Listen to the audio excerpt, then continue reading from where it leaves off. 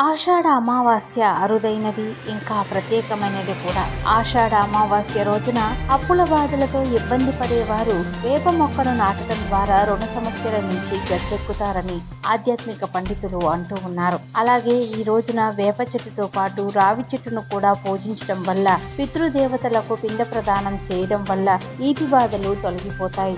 ఆషాఢ అమావాస్య రోజున రావి చెట్టు కింద దేవతల కోసం నువ్వుల నూనెతో ఒక దీపాన్ని, పితృదేవతల కోసం ఆవాల నూనెతో ఒక దీపాన్ని వెలిగించాలి. ఇలా 2 దీపాలు వెలిగించడం వల్ల అపారమైన ప్రయోజనం కలుగుతుంది. ఇది పితృదోషాలను తొలగించి దేవతల అనుగ్రహాన్ని పొందేందుకు సహాయపడుతుంది.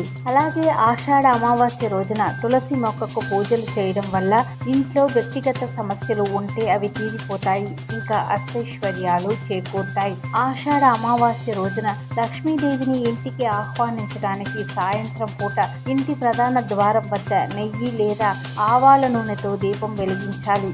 ఆషాఢ అమావాస్య సాయంత్రాన ఇంటి ప్రధాన ద్వారం వద్ద ఆవనూరుతో దీపం వెలిగించడం ద్వారా పూర్వీకులు భూమి నుంచి తమ లోకాలకు తిరిగి వెళ్తున్నప్పుడు వారికి దారిలో ఈ వెలుగు లభిస్తే వారు సంతోషించి తమ సంతతికి అపారమైన ఆశీస్సులు అందిస్తారని విశ్వాసం. ఈ ఆశీర్వాదాలు తరతరాలకు మేలు చేస్తుందని ప్రతీతి.